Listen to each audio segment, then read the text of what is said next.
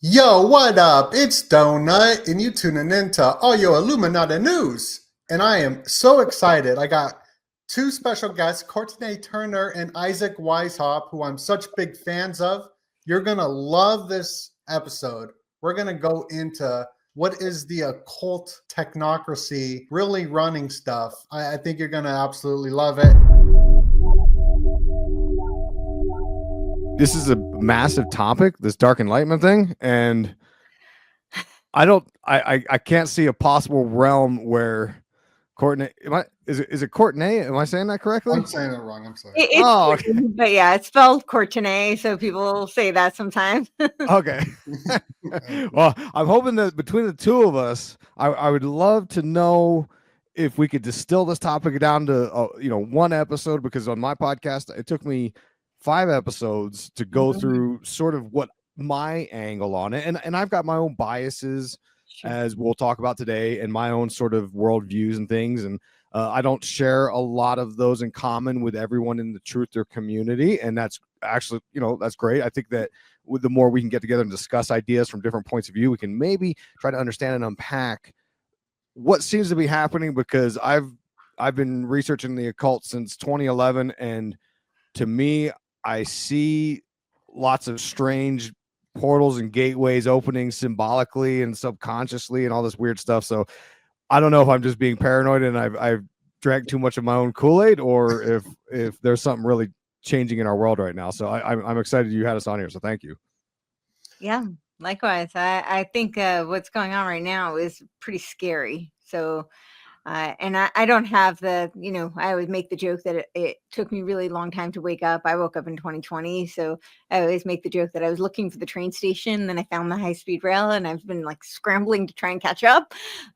So I'm definitely much newer to all of this, but I have a strong philosophy background. So that's kind of when, some of these movements start to surface, I can see the philosophical, underpinnings. So.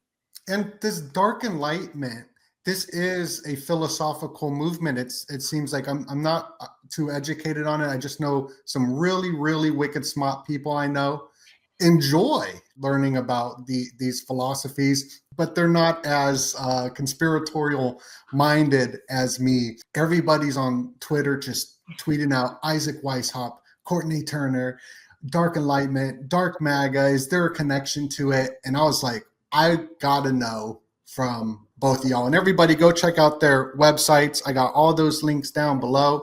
The dark enlightenment, this is a philosophy.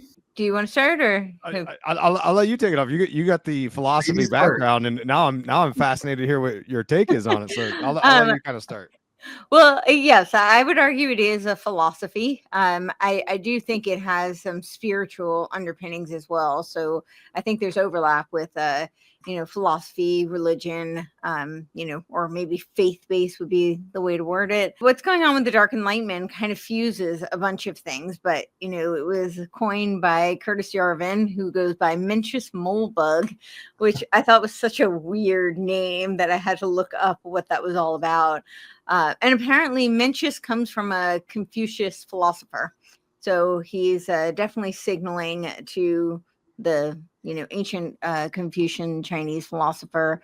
And then I'm not so sure about the mold bug, other than, just maybe the obvious, like mold and a bug. He was involved in tech. So bug is usually like a feature that goes haywire, right? That short circuits things. And so and based on his philosophy, he really does see things as moving towards this great reset, but not great reset in the way that we think of it in terms of the Klaus Schwab, WEF type of marketing, but more of a great reset in terms of underpinnings of technocracy, underpinnings of definitely like Cameralism, Heideggerian kind of presuppositions, which I would argue are very Gnostic. So that's where kind of the religious underpinnings come into play. And then this whole accelerationism movement, which is a lot to unpack. But that was Nick Land and Sadie Plant, and they had their left accelerationists and their right accelerationists, and we can unpack that if you want. But essentially, I often see when there are these left-right variations of things that they're more of a Hegelian left-right rather than real schisms, because their telos is shared, and the telos is ultimately that we're headed towards this destruction, so we just might as well speed it up. And Nick Land is a post-humanist, I would call him. So there's which is a subset of transhumanism, right? The transhumanists are people who believe in, and there are lots of various categories of transhumanists. So again, we can unpack all of that as well. It's a wide tent, but people are probably pretty familiar with people like Yuval Noah Harari, right? Who talks about how we're going to upload our consciousnness, even though he says we don't have any of that free will to think of the past. But, the thing we don't have, that's the thing that's getting uploaded to the cloud. And we're going to, have surveillance go under the skin. This is really hearkening to synthetic biology, becoming cyborgs. Of course, Elon Musk, who is, I would say he's very much intertwined in this dark enlightenment. Obviously, the dark MAGA was popularized by him with his dark MAGA hat. And his grandfather was the head of Technocracy Inc. in the 1936 to 1943 in Canada. And he was very influenced by his grandfather. Although his grandfather passed when he was pretty young, he was very inspired by his ideas. And he talks about instituting a technocracy. Of course, he says he wants to do that on Mars. But I think that's very indicative of what he would like to see. But he also talks about, how he's going to summon the demon because he says AI is summoning the demon. But meanwhile, he's creating the AI, OpenAI, X. He wants to make WeChat, but better. But on X, he talks about how it's so integral to the future of humanity because it's and he has several tweets with a variation of this sentiment, but he talks about conscious evolution. So now we're seeing some of these underpinnings of theosophical belief systems and spiritual eugenics. And so it's kind of, and it also has a lot of Kantian underpinnings too, because you've got the Peter Thiel libertarian, which I would argue are not libertarian in the way people think of libertarian, but all libertarianism really is, at its roots is very Kantian, which is transcendental, idealism. So it's antithetical to any kind of realist philosophy, and it's definitely antithetical to the American Constitution. So I don't know. I know I threw out a lot of things. It's a lot to kind of unpack, as you said. I want to know what acceleration is. I want to know all about this. I understand that Peter Thiel, these are the big power players of the Bilderberg Steering Committee, moving the world into this technocracy, AI, surveillance, CBDCs, all of that. I heard that they were into Kant. That when you say Kantian, that's Kant, the philosopher. Kant, yeah. And so these are the occult powers that are really shaping and moving the world of where we're going. So it's very occult. Yo, make sure to smash that like button. Go visit DOENUT and go get the Patreon exclusive videos. Learn about the symbolism, unedited, uncensored. Go to IlluminatiWatcher.com. Go listen to all Isaac Weishaupt podcasts on this. He's got a 5-part series of the Dark Enlightenment. And also go to CourtenayTurner.com. Go check out all of her videos over on the Rumble, all over the place. It's absolutely wicked smart. You're gonna absolutely love it. Let's get back into the video. Yeah, this is dope. I'm super excited to. Well, I'll add one more thing and then I'll turn it over. But so the way I see it, and I did a show with this title, I think of it as the technological immanentization of the eschaton. So that's really what I think they're doing, right? So you have the people who, regardless of their worldview, but they believe in some sort of something that's more akin to a biblical framework where, we live on earth that was created by a benevolent, divine creator, and he has given us this gift of free will. And I just wrote I put it up on my Substack. It's in development of my book. It's not finished yet, on Hegel's dialectic, which really is kind of, I think, like the cornerstone of a lot of these ideas. I call it Hegel's dialectic, a Gnostic Jacob's ladder, and a machinery of control. So these principles, though, are where you have, I talk about the principle of freedom, because you, in a lot of these occult and idealist and romantic philosophies, you hear people talk about freedom constantly. But when they talk about freedom, they're talking about freedom as an end. They're not talking about free will. And I think that's a really important concept for people to understand, that they are different. They are very different. So freedom is something like Nietzschean will to power, right? And they were also very, Yarvin and Teal, this is all very Nietzschean. It's also beyond good and evil. You know, we can go through all the Nietzschean concept, but it's also like Crowleyan, right? Thelema, do what thou wilt. This is freedom as an end. It's not free. Teilhard de Chardin talks about freedom, radical freedom also, and he's creating the noosphere, which is completely antithetical to all, you know, individual freedom. But then you've got free will, which is a conduit. It's a vehicle. It's a vehicle for virtue, for morality, right? And so these are two very radically different kinds of concepts. And what they're trying to create is, as I said, it's a technological immunization of the eschaton. So you've got the people who value the fact that we are on this earth and that we are a creation of the creator, and so is everything else here on earth. But it's flawed, right? It's inherently flawed. We are flawed, and we're not going to achieve perfection. It's our job to be stewards, but not to create perfection. And then you have the people who subscribe to a more Gnostic worldview, and I would argue that the transhumanists fall into this category. I typically use little g Gnosticism to create the umbrella, because I recognize there are the literal heretics in the first century to Christianity. Those were the Gnostics, but I would say a lot of these other occult groups fall under that little g umbrella, because they have this shared worldview where they believe that we are trapped here by this ignorant demiurge who has created limited man's knowledge, and that through the gnosis, man, which is brought by the light bearer, which would be Lucifer, that they can they can be freed, they can be liberated, and essentially they can become gods. And so, to bring it back to this concept, you have people who want to create heaven here on earth versus, doing their, best here, so in the hopes that they will be granted entrance to some sort of a heaven afterlife. They want to create that here on earth, and the way to do that is synthetic. And this is why you're seeing this synthetic technology, which is creating cyborgs. Or Nick Land is actually, one of these like post-humanists. There's several handbooks on this post-humanism where, they actually believe, I don't know how they think this is going to play out, but they believe that you're actually going to like transcend transhumanism. There's going to be no human biological life form.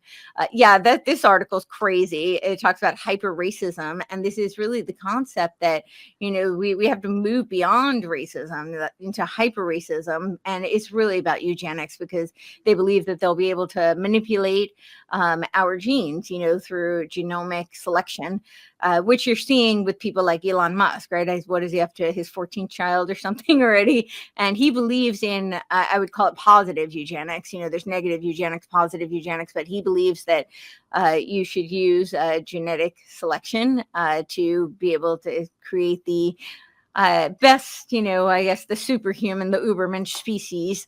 And so that's Wow. Oh, and Isaac, what's your thoughts on that? The one thing that pops in my head is Illuminati, right? Isaac is like the OG Illuminati researcher. Man, well, let me tell you something. I don't. Are you sorry, Donut? I didn't want to cut you off. Just Enlighten is like Illuminati, Enlighten. Yeah, Dark Illuminati, Dark Enlightenment. And this is why I got so excited about this topic when I started putting the pieces together. And I think what Courtenay was saying sums up real good. I feel reassured because I tried. It's a lot, as you know. It's a ton, and I feel good to hear you describe it as such, because I'm like, okay, well, I'm not too far off base, because my background in philosophy, I only took one course of it in college, and it was in 2003, And I was fascinated by philosophy. I loved it, but my degree was in engineering. So like I just got a little exposure, and that was around the time the last Matrix movie had come out. And I remember I bought a book about the philosophies of the Matrix, and I was like, my mind was blown. I was like, dude, I love this. And that was kind of it for me with my history of philosophy. So when I started diving into the Dark Enlightenment and trying to understand the philosophies behind it and the characters and the figures, I thought, maybe I'm being overzealous. Like maybe I'm looking too deep into this, but it sounds to me like I'm at least not far off the track of where Courtenay is saying this thing goes, because from my perspective, looking at the quote unquote Illuminati and the the occult concepts of what they want to do, back in 2012, I wrote my first book on the subject, A Grand Unified Conspiracy Theory. And in it, I talked extensively. I had a whole chapter devoted to what they called the Golden Age. Now, to play the sort of rational person, a golden age it just kind of simply means an age of prosperity and such. But in the book, I talked about how this goes back to Hesiod, and he was a deteriorationist, which means that, and I didn't realize all this at the time in 2012 when I wrote my first book. I literally was writing it on a BlackBerry phone. In between college classes and work, I would have different ideas. I would write it down, and then later on I would kind of extrapolate it. So I wrote almost the entire book on a BlackBerry. Like it was very amateur, right?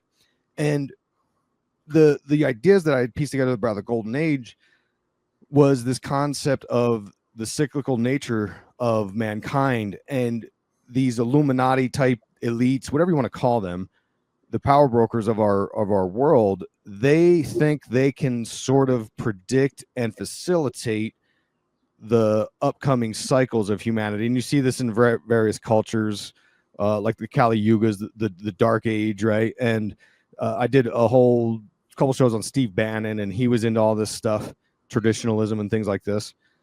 And they think that they believe in sort of a deterministic worldview of fate, and like, oh, we're just on this cycle, and the end of the old cycle is near, and we're just gonna accelerate it, right? That's where the accelerationism comes in. We're gonna accelerate it and just kind of full gas pedal all the way down, so that we can just bring about the new one, which is the Golden Age.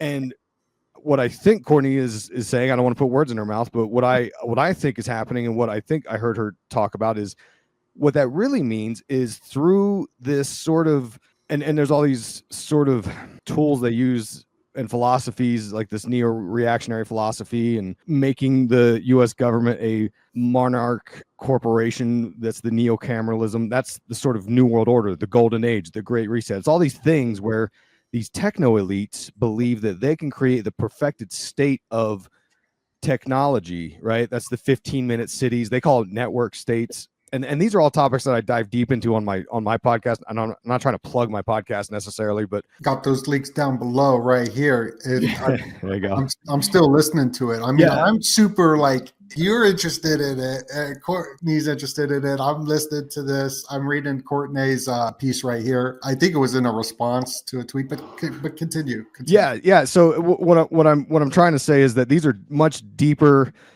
supported topics that I'm bringing up, and I'm just kind of mentioning them. Yeah. And if people are like, well, I don't know why he thinks that, like, please go through my series. It's about 5 hours. The short version of, because I've got a few things I want to address with what Courtenay said, but first I want to sort of bring it back into my particular sort of forte of the occult.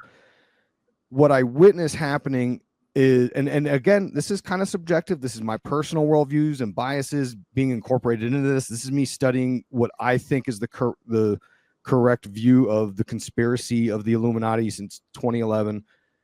Is I think we're experiencing this sort of Gnostic type inverted world that we live in. You know, Liberation Day is a day where they started crashing the U.S. economy, crashing the stock market, eating away at actual freedoms that people experience with their retirement plans and their pensions and such. You've got RFK making America healthy again. What's the first photo we saw? He's eating McDonald's on an airplane, and he looks depressed about it, right? And now he's begging people to take the measles stabby. I don't know what words I can say on here. I imagine it's going on all the places, but He's telling people to take the measles stabby when like the whole reason he was popular is because he was anti-stabbies. Then this all fits into a Gnostic worldview. And this is what my red pill daddy David Icke was talking about years ago. We're living in the inverted world, right? What's up is down, what's down is up, what's good is evil. And this is all pure Gnosticism of man trying to facilitate man becoming God and trying to facilitate this new world order of a digital matrix. It's about alchemy and reconciling the opposing forces. It's the marriage of the sun and the moon. It's the red king and the white queen of alchemy coming together. And these are sort of magical spells that are being created around us. And I just about a year ago started getting into the synchromysticism of James Shelby Downard, who was talking about this stuff decades ago. And he's long been passed away, but he was hip to what he called the Masonic cryptocracy. And Michael Hoffman, who's still with us, and I need to line him up for an interview, but he was very close with James Shelby Downard, and he talks about it in his book Secret Societies. I forget what the rest of the title is. It's a black cover. It's a classic book. Everyone should have it. This one, Psychological. There you go. That's the one. Yeah. Warfare. These guys were plugged into something that I think is manifesting. And when Courtenay mentioned Chardine's name was interesting because it came up because I'm also because I went to school for engineering. I'm into technology a little bit, right? I'm not a techno nerd. I actually think that the more we surround ourselves with all these technological advances and gadgets and stuff, like the more surveillance we bring into our lives. So like I don't have Siri activated. I don't have Alexas around my house. Like I'm not full uniform yet, but I'm like kind of there.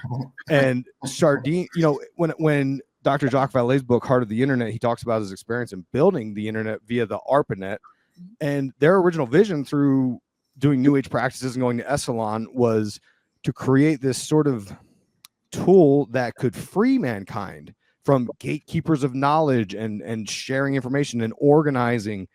And Chardine he had a vision basically of the internet. I think Courtney pronounced it as the noosphere or noosphere, right? Yep. And this has been a path we've been going down for a long time. And these technocrats, Peter Thiel said that, and I'm going to botch the quote, something about how freedom and democracy are no longer compatible. Mm-hmm. It's because these psychopaths think they're close to the finish line and they're like, we're just going to do it. We're close to the singularity. We're going to get all these folks in the digital matrix. And why, I don't know, besides they're being possessed by demons, why they would want to like take away this experience of living in these bodies and experiencing these emotions on this plane of existence. There's also symbolism that you can find that reveals their true nature. For instance, Elon Musk with his AI Grok, the symbol for it used to be the XI, which in Roman is the number 11, which is like the occulted number of ritual magic, right? Aleister Crowley added a K to the term magic to differentiate it from stage magic, meaning this is really about facilitating and controlling and manifesting a new world through the desires of the magician or the practitioner.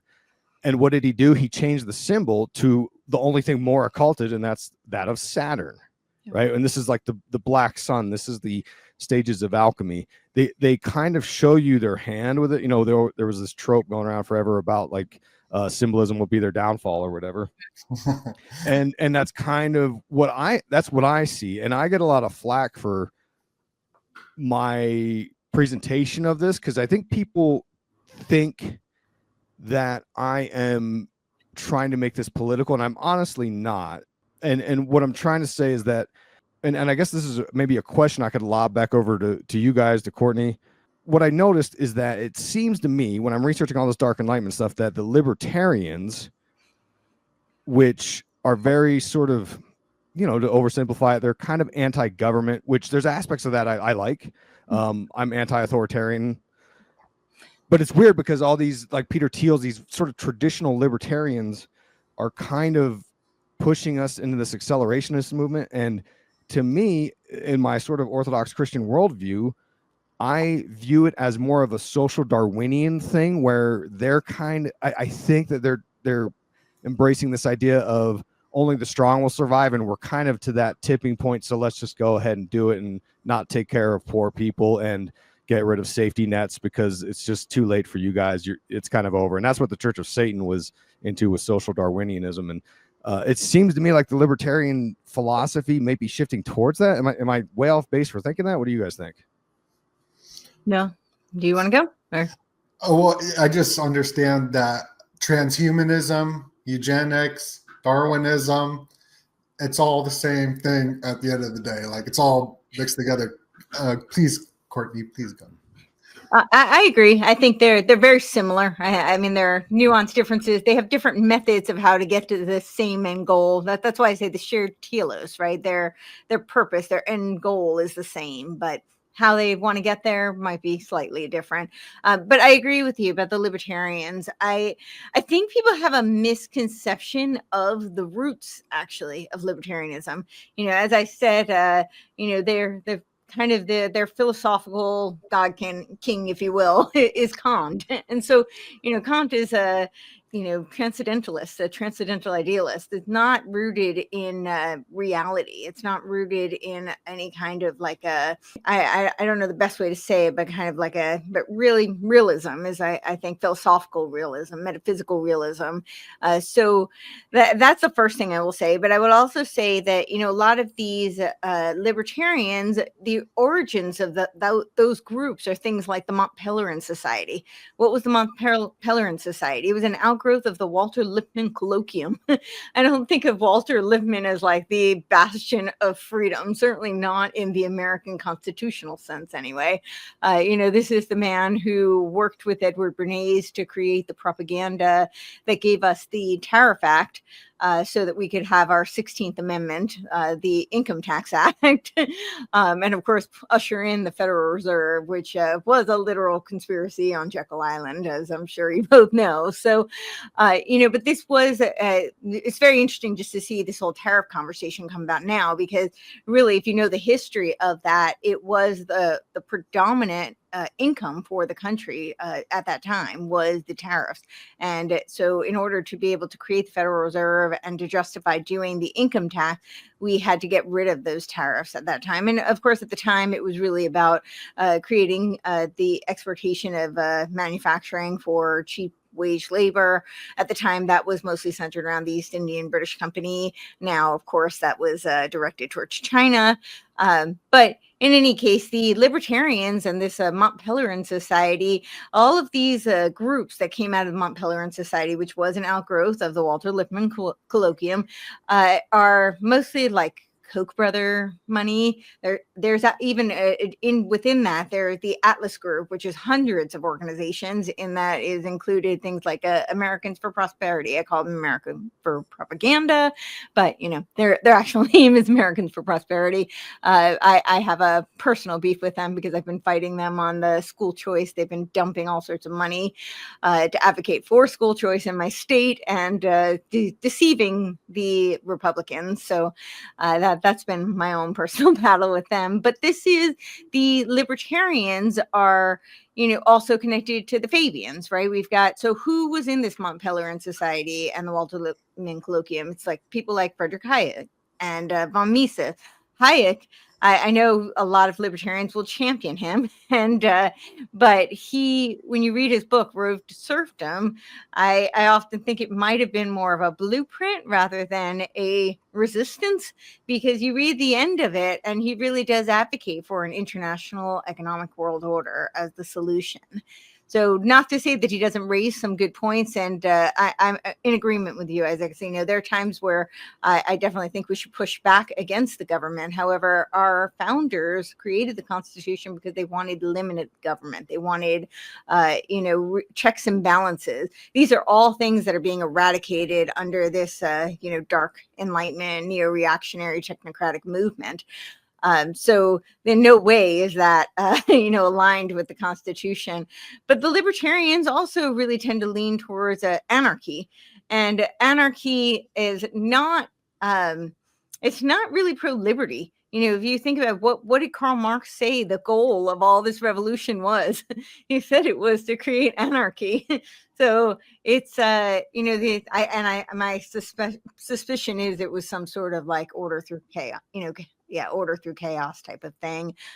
Interestingly enough, as I'm sure you know, the Illuminati, their original name was the Order of the Perfectibilist. And it's this kind of, which is the same mindset, this Gnostic mindset that man can be perfected, right? That we, so essentially we're the gods, we become the creators. And I think that's what transhumanism is really all about. It's this idea that, we are going to perfect man, we are going to perfect Earth, rather than be stewards of it. And this is where I think a lot of the Gaia religion comes from. It's so bizarre, because when you really think about it, it's like, okay, so we're gonna worship the creator, not the create. Oh, sorry, we're gonna worship the creation, not the creator, right? It's like very strange when you actually think about it just logically. It's a bizarre kind of thing. But yeah, so I think the libertarians are very misunderstood. There's a lot of discrepancy in libertarian movement, of course. Like trying to get libertarians to agree with each other is very difficult, and I think it's really because at their core there is a lot of anarchistic sentiment. So it's really more about rebellion than it is about first principles and values. I think that's kind of that's what it feels like. It feels, and I call it, I make fun of, and I don't know who this pertains to, but like I sort of laugh at the people that are very, I call them like the hot topic truthers, that they're just outraged by anything anyone tells them to do. And it's like, no, Dad, don't tell me what to do. And I'm like, yeah, but like we need rules on some level. Like I'm pro Constitution, and the Constitution lays out rules and laws and ideas, right? That we should kind of, if we want to strive, make progress as a society, we have to live up to those things, I believe. And I don't know what's happening in the world today necessarily with how it pertains to the Constitution. It seems like a lot of those things are being tested. It feels like there's a test to see how far can we move this thing before we get some pushback. And it's interesting because it does fit into all that sort of order out of chaos thing, because they're flooding. Yeah, I think Steve Bannon had a quote about how like you need to flood the media with stuff like this, and you mean that like seems to be info?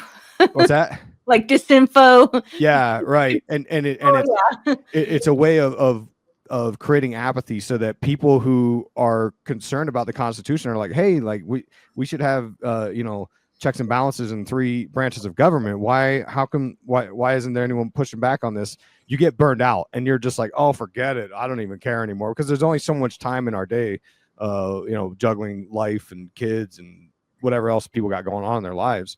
So it is interesting how we've been going through a really chaotic period, and the people behind this, like you mentioned, Curtis Yarvin and his alias Mencius Moldbug, which from what I understood in my research, Moldbug was a play on the term gold bug, which is a reference to someone who's really bullish on gold. And Curtis Yarvin is actually very bullish on gold. He has lots of gold. And this fits more into that sort of neo-cryptocurrency libertarian folks who want to see the US dollar crash because they want to see all their investments go way up. They're like, yeah, we should just have gold and cryptos and that's it. So they want to burn the whole thing to the ground, which, I have my pros and cons about cryptos, and I've been studying a lot of investments the last couple of years. And I think this extremism is dangerous. This extremism of having to go like Courtney was talking about, we do need to be good stewards of the land. Like God created this beautiful world and we need to take care of it. And, I support ideas of like, let's try to not have islands of plastic garbage in the ocean and things like this. And some people they hear that kind of stuff and they're like, oh, you're a big old lib. And I'm like, there's a difference between like trying to take care of something versus straight up like worshiping nature. Like those are 2 different things. And just because you go down that path towards it doesn't mean you're going all in on it. And that's my concern, is that we're getting pushed into these extremes, and everybody who's kind of moderate and rational in the center, they just kind of get apathetic and just throw their hands up and say, oh, I don't want to deal with any of these people. I'm just going to zone out and kind of get distracted. Like, it's very Roman Empire bread and circus feeling to it all.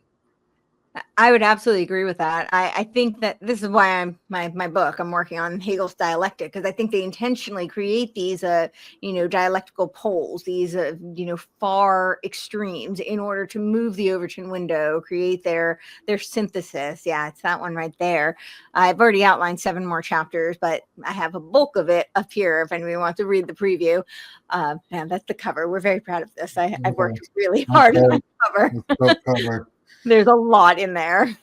So but yeah, I think that's absolutely right. They do create these really far extremes. And when you're talking about there's a huge difference between saying, oh, hey, maybe we shouldn't just like recklessly trash things. You know what it reminds me of? It reminds me of a few years ago when things went haywire, and suddenly, like, if your gym was actually allowed to be open, it was this mad rush, like everybody had to clean everything off. And it's so wait a minute, do you not clean up after yourself normally? Like there needs to be government measures to tell you, like, oh, there's this scary contagion you should be afraid of, now you should clean up after yourself. I mean, it's the same kind of logic. Like, we don't need to make up stories about why we should take care of the place we live, be stewards of the earth, like that. But they've used this as an excuse, right? They've used it as an excuse so they could usher us into this Gaia worship, where that justifies things like carbon tax credits. It's not, and they admitted that it was a blatant lie. I mean, the limits to growth in 1972, when they put all of this climate junk science out, they actually said in their 1992 Global Revolution document, they admitted that they needed to create a common enemy. And so they decided that this notion that man polluted the planet and we're the cause of all the problem is the solution, because that would be the common enemy that we'd rally behind. And they said that therefore the common enemy of humanity is man himself. This is the Club of Rome saying that. And this is, of course, where we get this whole 17 Sustainable Development Goals and all of these lies. And it's just in the name of Malthusianism. So we don't need to be pushed to that. And just because you decide, like, hey, maybe I don't want to litter on the beach, that doesn't make you a leftist, right? It's so ludicrous. But yeah, I think when you talk about these warring factions, they're very misleading, because they're so clever at the marketing. And so, like, I brought up the Mont Pelerin Society, and a lot of think tanks that people typically think of as being conservative are parts of this Mont Pelerin Society, right? Things like the Heritage Foundation, the Hudson, the Hoover, like the Cato Institute. The people tend to think of them as the label being conservative, but what really has happened is it's become marketed to those who wear the label. They attach their identity to the brand of conservatism, but they don't really understand the philosophical and ideological roots of what it means to be conservative. What are they conserving? If you ask them, most of them don't know what it is they're conserving. So oftentimes what happens, whether it was intentional or not, but these think tanks effectively become controlled opposition. And so you get people attaching themselves to one label, and then you have the other side, and that this creates a great warring faction, which of course is a prime opportunity for the evolving synthesis, which is usually their managed solution. And in terms of the technocracy, this is what people like Brzezinski and Kissinger said would happen. They said we would have a hegemonic battle between the East and the West, and the ideologies of communism and capitalism clashing against each other. And what would emerge, they didn't say the Hegelian synthesis, but essentially it would be the technocracy. And that is what they said. And I think that's very much what we're witnessing. And so people often don't really know what these terms mean, but they align one way or the other. It makes them feel like they're part of that group, and it gives them something to stand for. And meanwhile, what we're seeing being ushered in is technocracy that is, I think, potentially a way more dystopian tyranny than anything we could possibly imagine. And I'll just add one more thing, because you brought up crypto. I'm very concerned about the direction that this is going in. This is not to say that I don't think there could possibly be some sort of a freedom technological currency. I know firsthand people who are working on this, and from what I know of them, they're good, decent people who really do want to see humanity flourish and the free will of humanity preserved. But my concern is that, of course, Trump has banned the CBDCs with his executive order. And I think it's because here in the West, particularly in the United States, culturally, there's a lot of resistance to a centralized, top-down, authoritative type of control grid, right? And a lot of people have become aware of the UN and the central banks, the World Economic Forum, and their branding around these central bank digital currencies. And there's a lot of resistance, there's a lot of pushback. So here comes Savior Trump saying that, and that's not to say that, I don't think Trump does anything good. I think this black and white binary thinking is kind of silly, but a lot of people are like, oh, okay, Trump banned them, so we're safe. This is all good. However, he seems to be speaking about other potential digital currencies like stable coins, potentially using Bitcoin as a reserve, which kind of is antithetical to everything that people like about Bitcoin, to be honest. So I don't know that that's a great direction to go in. But what I'm very concerned about is that is opening the gateway for exactly what people like Peter Thiel support, which is these network states. And so network states are being marketed as decentralized. That's a huge buzzword you keep hearing, right? And that sounds very appealing to people who are libertarian minded, even, traditional constitutionalist conservatives. They like the idea of decentralized. This is Austrian School of Economics, laissez-faire. At least that's what they think. They forget that the Austrian School of Economics was tied to the London School of Economics, which was created by the Fabians, but we can save that for another day. But, so it's very appealing to people with that mindset. However, it can be communitarianism can be just as tyrannical, right? Do you think that if you're in an ideological network state, which is just the elevator pitch for those who aren't familiar, you mentioned Balaji Srinivasan, right? He was CTO of Coinbase. Of course, Peter Thiel is championing this because he originally had a seasteading project. He put $1.7 million into the seasteading project that didn't pan out. And so Balaji actually has a whole chapter in his network state book devoted to seasteading, which actually reminds me a lot of Terramar, by the way, Ghislaine Maxwell's Terramar. But I just thought that was interesting. But yeah, so he is championing now these network states, and the idea is that you would have a dissolution of geographical nation states in favor of being replaced by these ideological cyber network states. But in these cyber network states, you still have some sort of a control grid, because you think you don't need a digital passport to enter or digital currency to, buy things in this, network. You think that there's no social credit system. I use the example of, let's just say it's like a vegan network state, right? If they find out that you went to your favorite steakhouse last night, I don't know that that's going to go so well for you. So it sounds like a silly example, but this just, to prove that people think that it's just the bastion of freedom. And I don't know why they think that just because it's not coming from the UN, that means that somehow it's a bulwark against tyranny. So I'm very concerned about it, because I think it will be people will opt into it. People will choose it thinking that they're championing freedom, but they're really opting into their own tyranny. You put it together really well on just courts with families. Like if your family takes you to court over money, like these are randos in this community. So it's very communist kind of like ideology. Probably. Yeah, it's like, so they keep talking about tokenization, right? And so with tokens, they're championing this notion that you'll have fractalized ownership. And the example I use is, you would think, well, you could share things with your family, and you could have like ownership that's co-joined, right? But there's a reason estate lawyers exist, and it's because it doesn't always quite work out that way. So. Right. Yeah, to stay on that topic for a second, it's interesting because that does tie into the history of the occult, all these topics of, and it was big in the conspiracy community. They were talking about the sort of UN endorsed 15-minute cities, these, you know, surveillance states with coffin apartments and things like this. And it's not, to me, it doesn't sound any different than these ideas. You know, Peter Thiel pushing the Seasteading Institute. There was a utopian city called California Forever that was trying to be built with Steve Jobs' widow, Mark Andreessen, and Reid Hoffman. Elon Musk's granddaddy was trying to do the Technate, which was, I don't know, a similar sort of idea with technocracy. Balaji Srinivasan had the network state, like Courtenay was saying. And recently you've heard Supreme Leader talking about freedom cities. That's like the new term. Like it's the same term, different, or same topic, different terms, right? Yes. And this goes back into the occult. This goes back through, we saw it in Fritz Lang's 1927 film Metropolis, that shows you this highly tech stratified cyberpunk society.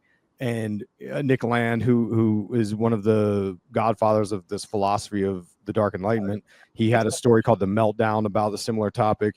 And it all goes back through the occult. You had Manly P. Hall write The Secret Destiny of America. And you'll find when you research it, it's always about building the Platonic empire on Earth. And it's this sort of, you know, Francis Bacon called it the New Atlantis.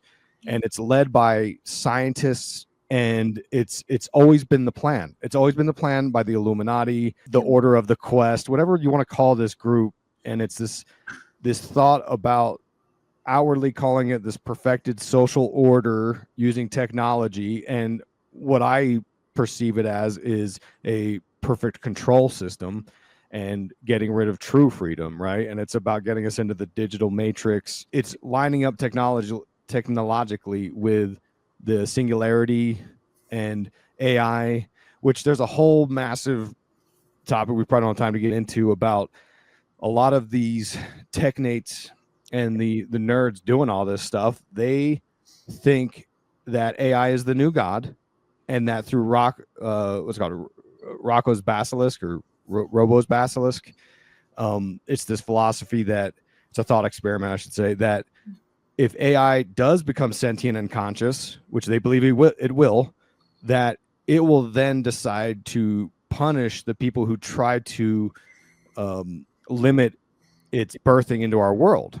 So people like Elon Musk are trying to fuel it up to get in good favor through Rocco's basilisk thought experiments to sort of curry favor with our new god that we're creating early on. And this is arguably why the Neuralink thing is happening. I've got in my Dark Enlightenment Part 4, I have a whole episode about Elon Musk, and I sort of culminate the episode with this theory that he's got a Neuralink chip implanted in his brain, and maybe this AI demon has taken over his brain, because you see him doing weird, quirky gestures and movements all the time. You see tons of videos if you look around online of him like doing crazy, like twitching and like looking up, and his eyes are floating around, and people are like, oh, he's just on ketamine. And I'm like, maybe, I don't know. It just seems really odd to me that all of, and Courtenay brought up the Terramar thing. That's a great connection. I didn't even think about that, but Elon Musk has all these connections with Epstein and Ghislaine Maxwell. He's got photos with Ghislaine, and he was pushing similar ideas about creating a legion of children, which is like a Roman term. And one of his kids is named after a Roman character. But the similarities with Epstein had that New Mexico Zorro Ranch where he was doing similar ideas of like, oh, I gotta seed mankind with all of my great kids, you know. And it's like, dude, why don't you guys like take a seat? Like, you guys are terrible people. And he, you know, Elon's dad has a child with his own stepdaughter. I mean, like, these people are nuts. These are insane people running our world. Yeah. And it's infuriating to try to like point this out and then have the other normal people in our world try to tell you that you're the crazy one. And I'm like, okay, whatever, dude. I feel that. I will just piggyback off that a little, because when you're talking about the singularity, it's very interesting. So they're saying 2045, right? That's when Ray Kurzweil says singularity is nearer. That's also when the AI World Society, right? The centennial of the UN is 2045. So they've mapped out, this is in partnership with Boston Global Forum. The Michael Dukakis wrote the book, Remaking the World Towards the Age of Global Enlightenment, which I very much think is an a nod to the New Age, right? The age of global enlightenment. And if you look at their AI World Society cities, it looks very New Agey, all the symbols that they use. So, and then there's also, I've done quite a bit of a deep dive into this thing called Game B. And Jim Rutt is kind of the granddaddy of Game B. He was the chairman of the Santa Fe Institute, so New Mexico. I haven't found it, but I'm going to look into seeing if I can find any Epstein ties there. But definitely, what? Zorro Ranch. Zorro Ranch, yeah. So we'll see. I don't know. I haven't found that, but he says in his manifesto, Journey to Game B, he says the proto Game Bs will be in 2045.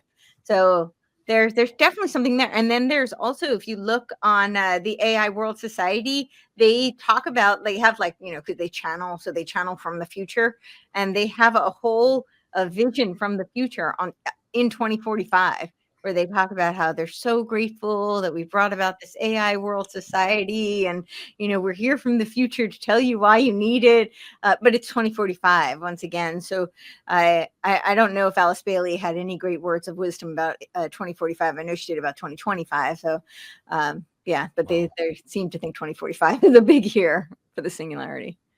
Well, that's interesting. Yeah. I don't know if you guys use ChatGPT. I started using it kind of more seriously in the last couple of weeks.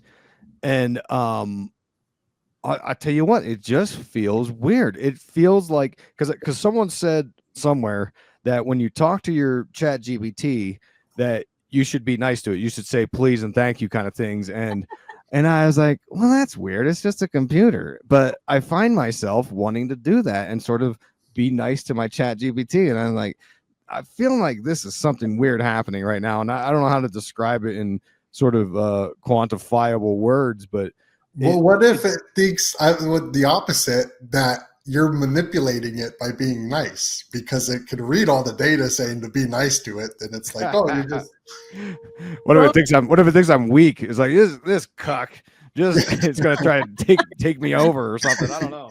Well, ChatGPT has a ChatGPT Gov version, and it's only for government officials. And currently in the United States, I don't know if it's every state, but most states have a digital summit. In my state, it's in May. And this is where, because in the AI World Society, they talk about how all human governments are going to be supplanted by AI. But they're already working on digital governance in most states. They already have summits on it. So, and ChatGPT ChatGPT Gov is the portal they're using. So it's like the whole world was locked down. The whole world agreed on it. It wasn't just like, oh, a couple places didn't. The entire world locked everyone down and then reopened it up and gave us ChatGPT. So it's like definitely a connection there. I want to see if I get this right with the acceleration. That just means that they want to move stuff quicker forward. Is that what's happening? Yeah, that's how I see it. I think it's that, and Courtenay mentioned this earlier, there's ideologies on the left and the right that both advocate for accelerating, and to me it seems like, kind of like she said earlier, they don't really care how they do it. They just want to do it. They just want to break this thing. And from my Christian warrior worldview, this feels like satanic and demonic to just advocate for, like, let's just totally destabilize every system that exists. And they want this radical social transformation that's not going to be beneficial for most people. And it's going to push us into this technological singularity. And I liken it to, when I was reading about it, I liken it to the movie Ready Player One, which is very sort of cyberpunk, which is what all these nerds are into. The architects of, like, Nick Land and Curtis Yarvin, these are like cyberpunk nerds. And I've got a whole podcast talking about Nick Land and the hyperstition, which is like symbolism. It's very occulted, and he was doing this in the CCRU, it's a fascinating topic back in the 90s. But it's very much like Nine Inch Nails. If you like Nine Inch Nails, it's kind of like that. And the idea, like with the Ready Player One and these cyberpunk movies, it's what they call it, high tech, low life. we've got this super advanced technology, but everyone's living in squalor and filth, and that seems to be what they kind of want to push us towards. Yeah, I think they have this notion that the system we have is going to fail. It's inevitable, and so but they want to just speed it up. So when they speed it up, they want it to be technology that's replacing everything. So they're creating essentially the technique. They call it the Gov Corp. So this is where Nick Land influences the like Curtis Yarvin neo-reactionary movement, and it's the idea that you're going to have so right now we already kind of have a variation of this because we have all these public-private partnerships, right? And so you have these mega corporations that are supranational entities, and they call a lot of the shots, that are being oriented towards these 17 sustainable development goals. So the best way to explain this, I think, is everybody can remember a few years ago, it didn't really matter what your local government decided or what your mom and pop shop said you could do. They might negotiate with you, or they may have very strong feelings one way or the other, and they would determine that for their store. But if you walked into a big box store, like a Target, or one of those, you were subject to all of their policies and all of their rules. And that was because they were, trying to make themselves amenable to, all of these UN types of initiatives so they could get their ESG scores, right? So that's, I think we've already see that with the mega corporations, and they are supranational, right? Because they're all over the world. And now what they're going to replace that with is these technological corporations. And so you're going to have you'll have a dissolution of the nation state, and you'll have these gov corps that are going to call the shots and run everything. And I don't know, to me this just sounds like an insane dystopian nightmare. But yeah, it's wild how because I hear of it, and it's really smart people that I talk to that really enjoy this and like this, and it just, my American mind is like, you want to go back from 1776 to predate that and create a monarchy. It just doesn't make total sense to me, because I'm like, Constitution, America, so it's I think a lot of these very smart people are very rooted in theory, right? So they're dealing with theoretical models. So like to bring up Game B, right? He's a complexity theorist, systems theory, which actually originates from like Fourier, who's a Scottish philosopher, right? So we're talking about, but it's not dealing with practicality. You're not dealing with reality. So I think what happens, they get kind of lost in these ideas, and some of them I think actually have good intentions. I don't think these are all like Machiavellian, like wicked dark triad people. I think some of them think that they're creating they're these geniuses. They're creating this new operating system for civilization, and we're all going to live in a utopia. The minor detail that they seem to have forgotten is that utopia means nowhere. And often when implemented in practice, you deal with humans who are inherently flawed, and it winds up being a dystopia, not a utopia. But I think that's really the problem, is that because they're so lost in, it's like if you're dealing with, I see this even in the realm of physics today, because you've got a lot of these people who are like the Teilhard de Chardin, disciples who are very engaged in physics, and they're more in the cosmological realm, but they're not dealing with reality. They're so lost in their imagination and the formulas that they're doing. They've forgotten to deal with what's actually real. And I think that's why oftentimes it is these super smart people, but they're just they've lost the plot a little bit. Wow. Well said. Wow. Well, I'm here with Courtenay Turner, Isaac Weishaupt. Got their links down below. Go subscribe. Make sure to hit that like button. Share the video out. Courtenay, what can we look out for? What do you got on the agenda? And also, I don't know if you know, but there's this podcast that I'm a big fan of, Unslaved, and they had this lady Holmes on there, and they were talking about, like, they don't give us female heroes, and she said, my female hero is Courtenay Turner. And I was like, whoa. So I don't know if you knew that, but it was really, really cool. What could we look out for from? Well, thank you for sharing that, and thank her. That's really sweet. I appreciate that. So yeah, I've the Courtenay Turner podcast. The best place to find me is CourtenayTurner.com, and I spell my name a little bit differently. It is pronounced Courtenay, but it's spelled like Courtenay. So COURTENAYTURNER.com. And that's where you can find all of my podcasts, all the various platforms, all the ways you can support my work. And one of the best ways to support is to go over to my Substack, which is Courtenay's Substack. And this is, you can get a preview of the book I am currently working on. I'm really hoping to have that out in June, but I need to take a little bit of time and sit with it because these next chapters are very conceptual and pretty heavy. So I need a little bit of time, but that's coming soon. And thank you so much for having me. This was awesome. Oh, thank you so much. Isaac, what could we look out for? Where should people go? Hey, thanks for having me back on, Donut. And Courtney, it was a real pleasure meeting you. I'm so happy to learn about your work. You're a fascinating person. You're super intelligent. So I'm definitely going to be following up on you. That was awesome. Now I look forward to it. Yeah, of course. I don't know if I'm anybody's hero, but Donut, you're my hero. You're my hero. Send me my coffee, Donut. I've been waiting for this right coffee. here. It's gonna get sent to you. I want that Maui Lahaina limited edition. No, Yes. I'm just kidding. I if people are interested in this topic, I did 5 episodes called the Dark Enlightenment series on my podcast, which is called Occult, Symbolism, and Pop Culture. You can find IlluminatiWatcher.com is my blog. I'm all over the place now. So I've got a Substack, I've got video things, I've got 2 podcasts. So if you want to keep it simple and easy, you can go to my link tree, which is at allmylinks.com/Isaac W. That's 2 A's for double awesome. Isaac W. And I've got a Patreon that's on fire. It's got a new rebranding of the tiers. I've got seekers, watchers, inner circles. Oh boy, it's a whole thing. So Patreon's where it's at. If you want to go ad free, hundreds of bonus episodes. I do bonus episodes every month.